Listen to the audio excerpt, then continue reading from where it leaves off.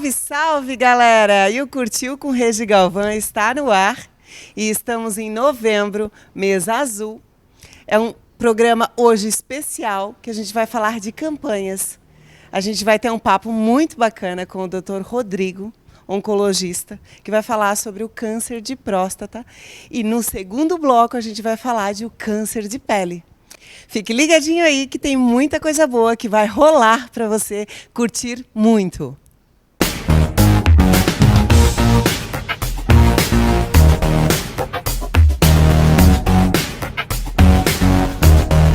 Pessoal, estamos em novembro e com ele vem várias campanhas super importantes.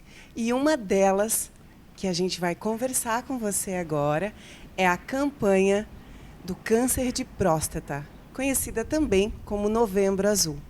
Eu tenho ao meu lado o Dr. Rodrigo, que já é um médico super conceituado e vai falar conosco, vai explicar como surgiu a campanha de Novembro Azul, falar um pouquinho da formação dele, em que áreas mais ele atua, explicar para a gente a importância desse Novembro Azul. Tudo bem, doutor Rodrigo? Tudo bem, obrigado pela oportunidade de estar aqui conversando um pouquinho a respeito do câncer, né, que é a nossa especialidade com vocês hoje.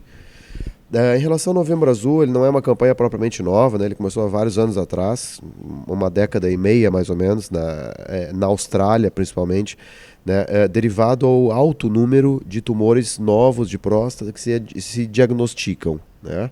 Então, é uma campanha basicamente baseada, mais do que na prevenção, no diagnóstico precoce, né? Porque o câncer de próstata não é uma coisa facilmente prevenível, ou seja, não tem alguma ação, digamos assim, direta que a gente possa fazer para propriamente prevenir o câncer de próstata. Mas, de uma maneira geral, se consegue diagnosticar um pouquinho mais precoce, quando tem esse rastreamento, né? E, como regra bastante geral, também todo tumor que é diagnosticado em estágios mais iniciais, ele é um tumor que tem uma tendência bastante forte a ser mais facilmente manejável, mais facilmente curável. E quando começou a se dar essa importância para que exista essa campanha de Novembro Azul, campanha contra o câncer de próstata, quando o ser humano se deu conta, a medicina no geral, e dizer, não, a gente precisa disso, porque já acontece índices, né? E a gente tem que, todo ser humano, o homem em si, ele tem que tomar consciência do quão é importante, né? Ter essa prevenção, ter essa noção de que pode acontecer, porque às vezes a gente pensa que não acontece com a gente, né? E acontece. Se tem quase uma certeza na vida de um homem, né, que em algum ponto ou outro a nossa probabilidade de desenvolver um câncer de próstata é muito alta. A vantagem disso é que nem todos os tumores, não é vantagem, mas enfim, né, nem todos os tumores vão ser agressivos, né?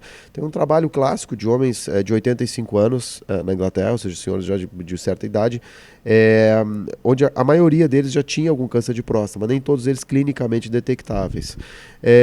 A verdade é que a quantidade de tumores de próstata que a gente acabou diagnosticando, ela aumentou muito desde a década de 80 para cá, principalmente pela descoberta de um marcador no sangue, né, chamado PSA, que junto com o toque é um dos exames que a gente volta mesmo se preconiza para rastreio, né? Então, assim, se diagnosticou cânceres de próstata muito mais precoces e de lá para cá tem tido toda essa questão de conscientização para que a gente consiga fazer esse diagnóstico um pouquinho antes, aumentando a nossa chance de cura. Existe uma idade onde o homem vai desenvolver esse câncer de próstata? Existe uma idade mínima, uma idade máxima? Essa é uma boa pergunta. Assim, o câncer de próstata, ele, normalmente, a tendência é quanto mais velho o homem, maior a chance de desenvolver o câncer de próstata, né?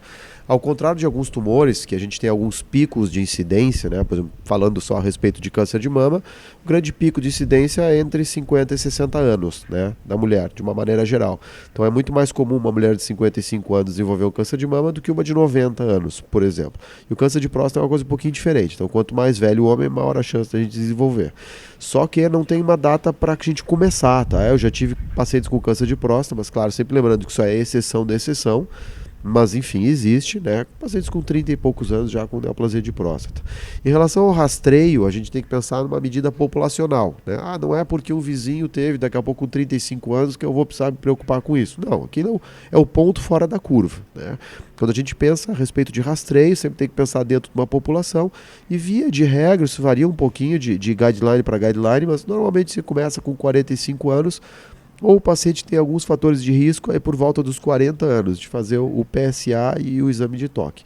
O que são fatores de risco? Né? Principalmente descendentes afro-brasileiros, né, que tem uma chance maior de ter câncer de próstata, pacientes com obesidade mórbida e paciente que tem familiar em primeiro grau com neoplasia de próstata também. Doutor Rodrigo, perdão, quais são as causas? Como que um homem detecta por ele mesmo os sintomas de um câncer de próstata? No geral são bastante variáveis, né? E infelizmente às vezes é um inimigo silencioso, a gente não nota nada, né? Então não é incomum também de chegar no nosso consultório aquele paciente absolutamente assintomático, não estou sentindo literalmente nada, vai fazer um exame, o PSA, que para a idade dele era para estar para 4, 5, está 1000, né? Então essa doença já está bastante avançada. Mas quando se tem alguma coisa, isso aí se confunde um pouco com aquela hiperplasia prostática benigna, né? Que é uma situação completamente diferente. Normalmente é dificuldade de iniciar o jato de micção, eventualmente o paciente pode ter um pouquinho de sangramento também e dor em loja prostática. Esses são os sintomas, no geral, mais comuns de neoplasia de próstata. E ele sentindo isso, evidentemente, ele precisa procurar um médico, fazer o diagnóstico. Existe câncer, o câncer de próstata, quando nós falamos, existe o maligno, o benigno. Não, quando a gente trata o conceito câncer, ele sempre é maligno, tá? É um conceito que se tem assim, falou câncer, ele é maligno. O que é o câncer maligno? É aquele tecido que se desenvolve de uma forma anômala e tem predisposição de andar para outros lugares, né? Especificamente quando a gente trata do câncer de próstata, ele tem predileção por ossos e linfonodos, né? Linfonodos são aqueles gânglios. Então basicamente esse é o padrão no geral que ele acaba se espalhando, por assim dizer. E quando o paciente tem uma doença localizada, digamos, o tratamento é um. Quando o paciente tem uma doença já à distância, com lesão óssea, aí o prognóstico tende a ser bem mais complicado e tratamento diferente também, com outro intuito até. E eu lendo um pouco sobre o assunto, eu percebo que é muito bom quando o homem ele tem atividades físicas frequentes. Sim. Né? Fala um pouquinho para a gente desses benefícios. O benefício cada vez mais em voga é literalmente isso, né? Mesmo que a gente não tenha uma associação absolutamente direta entre o cigarro e o câncer de próstata, ou o uso de álcool e câncer de próstata, você sabe que essas duas substâncias são responsáveis por uma série enorme de tumores, né? Mesmo o álcool, não tão badalado quanto o cigarro, né, em relação a isso, se estima que até 6% dos tumores sejam relacionados diretamente ao álcool. Embora mais comumente tumores de cabeça e pescoço e pulmão. Mas, como eu comentei uns minutos atrás, o paciente obeso é um paciente que tem mais chance de desenvolver câncer de próstata especificamente. Então, se tem alguma forma da gente tentar diminuir a nossa probabilidade de ter um câncer de próstata, é fazendo exercício físico, tendo uma alimentação regrada e se mantendo ativo o máximo possível do ponto de vista de exercícios e mantendo o peso dentro do esperado para a altura do indivíduo. O que nos faz bem, né? Como um todo, ser humano, alimentação, exercício físico, a gente precisa disso, né? Precisa disso, né? E se a gente pensar nos benefícios do exercício físico, por último, isso é praticamente para tudo, né? Eu tenho um amigo que trabalha, que é um oncologista também, que trabalha muito nessa parte de estudos populacionais de saúde, dissesse que se fosse uma pílula que se vendesse dando todos os benefícios que o exercício físico dá, seria o comprimido mais vendido do mundo. Que diminui enormemente a chance de ter um tumor, diminui enormemente, principalmente ainda, a chance de algum distúrbio cardiovascular, né? Por exemplo, um AVC ou infarto, enfim, é só benefício, né? Então, a principal forma da gente tentar prevenir toda e qualquer doença relacionada passa por um órgão que são as nossas pernas, né? Caminhar, fazer exercício e assim por diante. Que bacana, doutor Rodrigo. E hoje, né, novembro, mês Novembro Azul, é uma campanha já que existe, como você falou, há muitos anos, focada no câncer de próstata. O que você tem a dizer para os nossos telespectadores, para as pessoas, principalmente homens, né, que a gente está focado nesse câncer de próstata, para essa prevenção? Qual recado você deixaria para eles? O principal recado que eu deixaria é o seguinte: nós estamos já em praticamente 2020, tá? Hoje não tem mais espaço para nenhum tipo de preconceito, né? Então, os exames de prevenção eles estão aí. Isso não tem a ver só com câncer de próstata. A gente pode até expandir isso aí um pouco mais. Não tem espaço para qualquer tipo de preconceito, principalmente em detrimento de uma doença que pode tirar a nossa vida, tá? Então, fazer os exames regularmente, consultar o urologista, principalmente, que é o profissional especializado para isso, de uma maneira regular, principalmente depois que a gente passa aí dos 40, 45 anos, que isso aí realmente pode salvar vidas. É isso aí, pessoal. Gostaram dessas informações? Curtiram muito? Nós precisamos nos atualizar e estar preparado para tudo que pode acontecer conosco. Então, previna-se. Tome as precauções corretas e seja muito feliz. Fique ligadinho aí, que já já a gente volta com um assunto também para lá de importante, que é o tal do câncer de pele.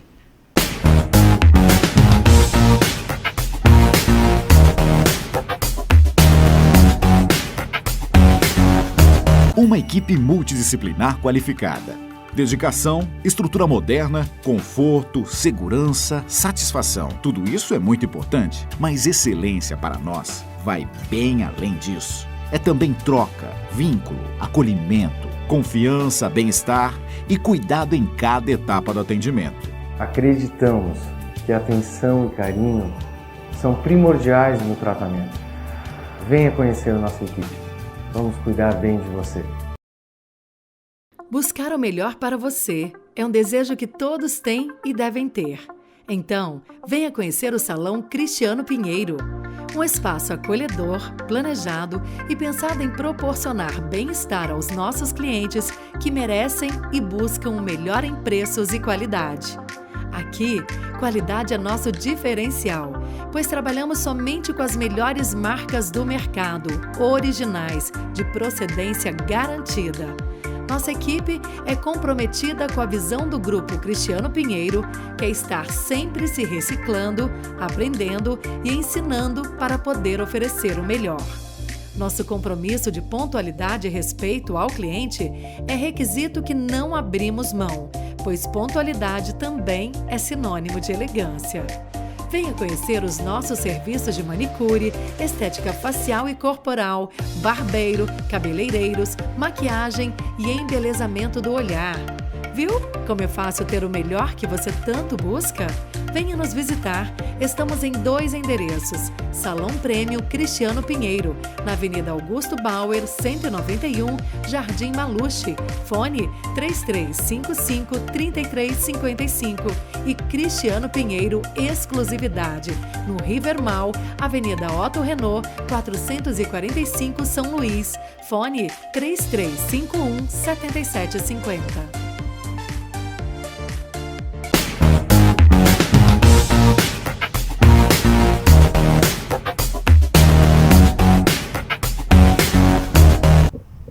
E voltamos com Curtiu com Regi Galvão e a gente vai conversar sobre o chamado câncer de pele.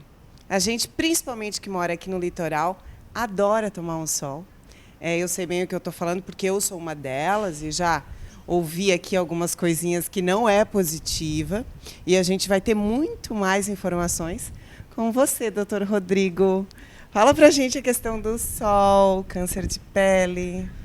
Esse é outro assunto extremamente importante, né? Um assunto que a gente até, na realidade, por característica da nossa região aqui, ele é um assunto que tem que ser principalmente levantado aonde nós estamos aqui, né? Então, o que a gente estava comentando antes é basicamente o seguinte: nessa região que nós estamos aqui, do Vale do Itajaí, é uma das regiões do mundo, né? A gente escreveu, tem alguns trabalhos de nossa autoria a respeito disso, né? É um dos lugares do mundo com maior incidência de câncer de pele, né? E a verdade é que todos os tumores são multifatoriais, mas se tem um tumor que tem uma característica muito, muito forte e prevenível, é o tumor de pele. Sejam aqueles altamente agressivos, com aqueles menos agressivos, e no geral é a exposição a raios UVA UVB, né? Então, Quando a gente pensa em ficar torrando no sol, isso aí nada mais é do que veneno e combustível para que se desenvolva um tumor, né? Então, é muito importante a gente levantar essa conscientização, né? Porque aqui na região que nós estamos, como a gente estava conversando antes ali, é muito gente que nem nós, gente descendente de europeus, gente muito branca, né? E principalmente algumas características que a gente tem aqui em termos de comportamento. A gente tem muitas pessoas que são agricultores, ou seja, trabalham de sol a sol, e uma cultura de praia muito grande que se tem aqui nessa região, né? E o que eu noto claramente é que as pessoas não se protegem, tá? Tem preconceito de passar filtro solar, não gostam de usar chapéu, boné, e vão para a praia e ficam torrando ali naquele horário totalmente impróprio, né? Das 10 da manhã até as 4 da tarde, que é o que a gente deve evitar de sair.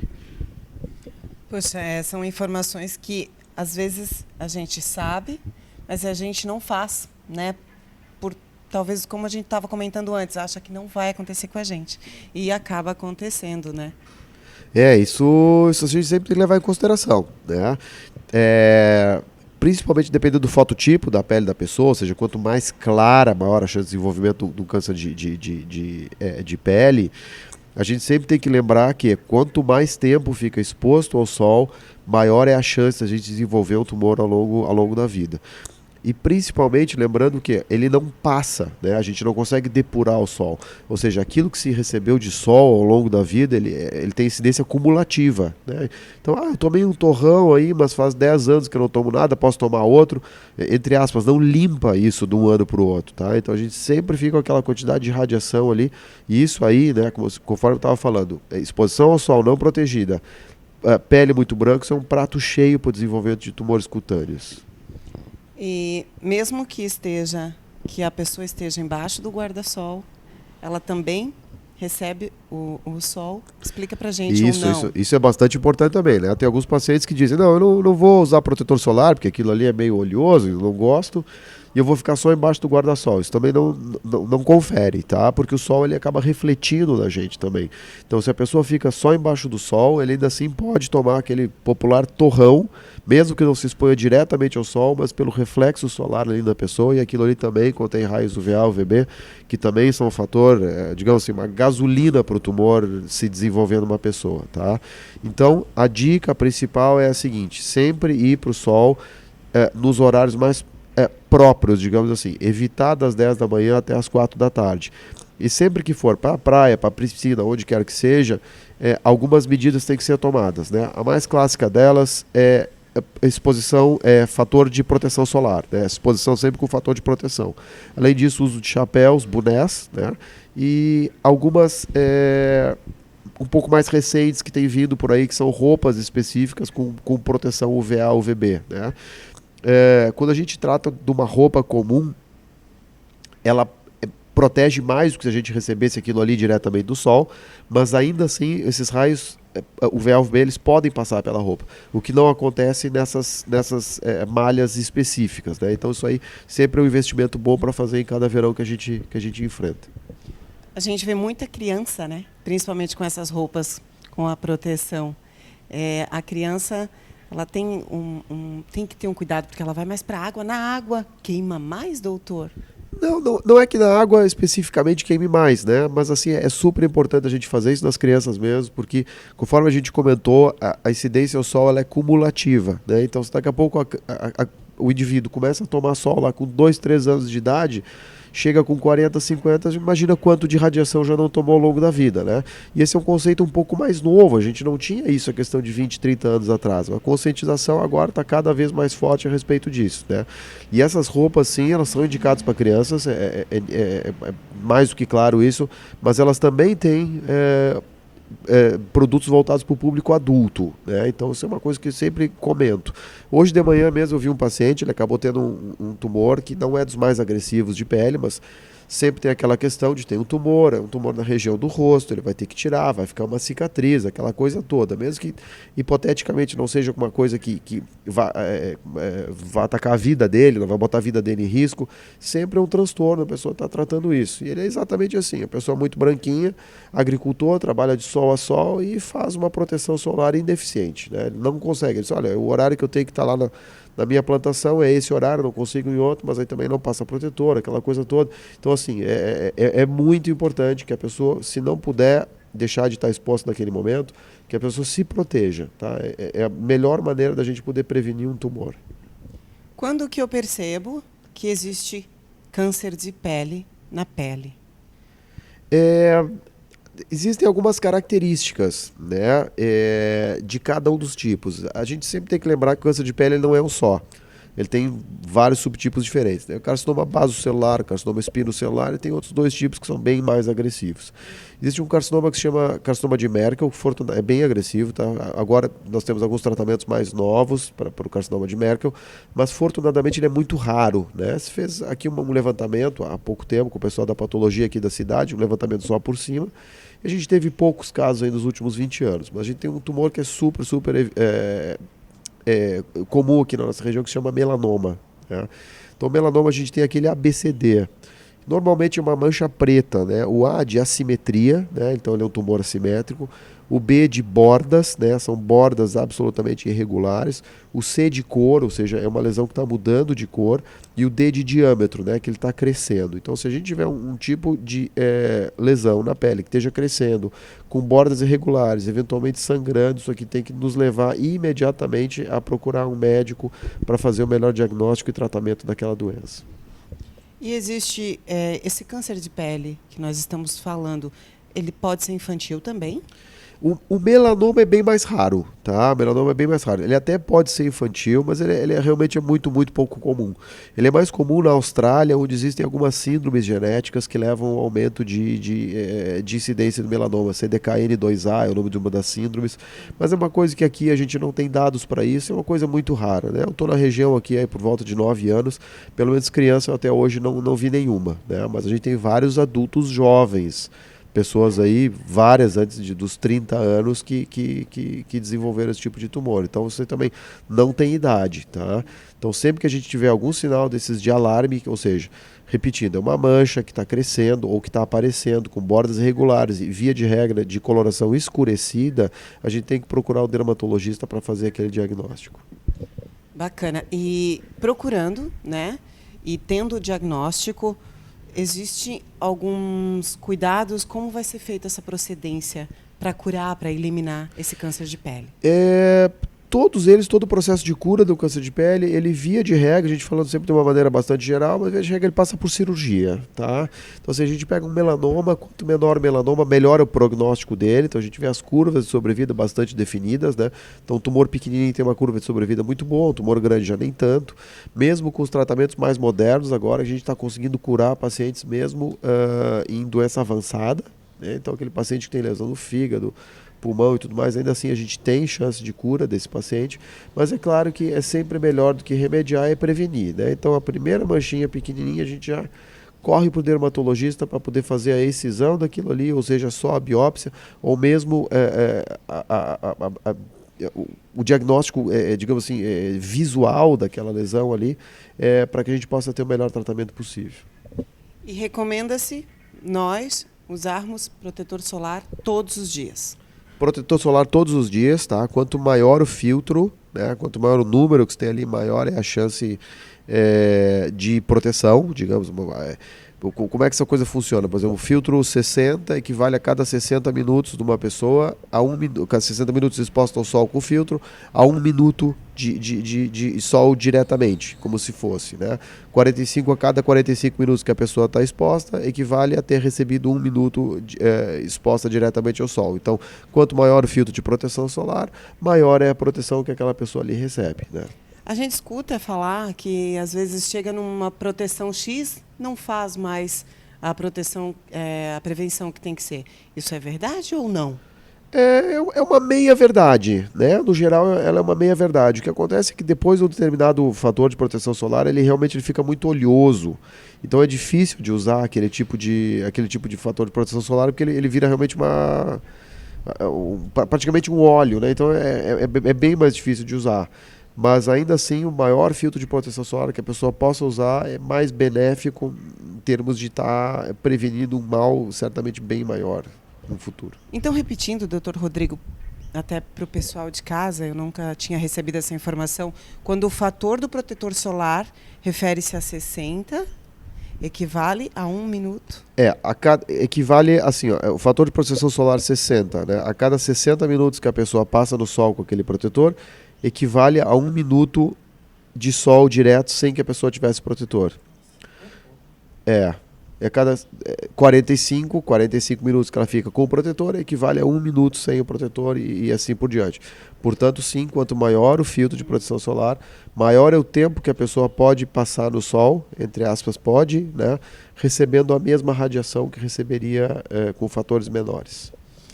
E nós mulheres, principalmente, fazendo uma pergunta para mim também, nós usamos muito óleo. Sim. Para tomar sol. E às vezes no óleo existe também a proteção solar. Isso é bom? Em relação ao produto, cada um tem suas características, né? Então teria que analisar especificamente esse produto. Desde que tenha o filtro de proteção solar ali, com o fator reconhecido e autorizado pela Sociedade Brasileira de Dermatologia, chancelado, digamos assim, Sociedade Brasileira de Dermatologia, não tem problema maior, não. Mas sempre aquilo, evitar de tomar sol desnecessário. O que eu digo por desnecessário? A pessoa vai lá e fica torrando a tarde toda, né? Isso aí é um catalisador muito grande do tumor. O horário, então, de se tomar sol é até as 10 da manhã e após as 16 horas. De preferência. Sempre o melhor é isso. Quer ir para a praia, pode ir, não tem problema, mas de preferência nesses horários e de preferência sempre muito bem protegido também, tá? Essas roupas de proteção UV funcionam super bem, elas têm preços super acessíveis, né? Normalmente a malha ela é super fininha, então a gente nem nota, não dá calor, não dá nada disso, né? Mas sempre usando naquelas partes não tão protegidas, né? Principalmente pescoço, mãos, rosto, né? E o uso de bonés e chapéus também ajuda bastante na prevenção de tumores cutâneos. Até porque o verão tá aí, né, doutor Rodrigo? O verão tá aí, né? Então o pessoal gosta bastante de ter essa cultura aqui de curtir muito praia, né? Tem absolutamente nada errado com isso, mas até pra gente garantir um número maior de verões, é bom a gente proteger a nossa pele, né? Isso falando só de tumores, mas a gente sabe que a exposição crônica ao sol também causa vários danos, incluso em termos de envelhecimento precoce de pele também. Mesmo esteticamente não é uma boa ideia a gente ficar torrando. Porque acontece do envelhecimento vir muito rápido por causa do sol. É verdade, é verdade. Eu nunca me esqueço, 20 anos atrás eu trabalhava numa cidade e do lado existia uma colônia de pescadores, né? Lá no Rio Grande do Sul ainda. E era impressionante, tinha muito pescador lá que vinha consultar conosco. Então às vezes pessoas tinham 40 anos de idade, a gente olhava e parecia que tinham 70. Porque eles realmente passavam o dia inteiro no sol, sem proteção nenhuma, o que envelhecia o indivíduo é uma coisa realmente impressionante. Muito obrigada por essas informações. Por favor, podes deixar o teu contato para a gente, né? Onde a gente estava conversando, você atua Brusque região? Isso, exatamente. Então a gente pode passar aqui em Brusque, eu atendo na clínica da Unimed, né? Na rua Guilherme Wegener, e em Blumenau, no Hospital Santa Catarina, né, de Blumenau. E no Oncor, uma vez por semana a gente atende ali no Hospital do Coração, em Balneário Camboriú. Maravilhoso, então. Tá bom. Muito obrigada por sua presença, pelas informações passadas aqui para a TV Brusque, para os nossos telespectadores no programa do Curtiu com Regi Galvão. Eu que agradeço a oportunidade de estar aqui de novo. Muito obrigado.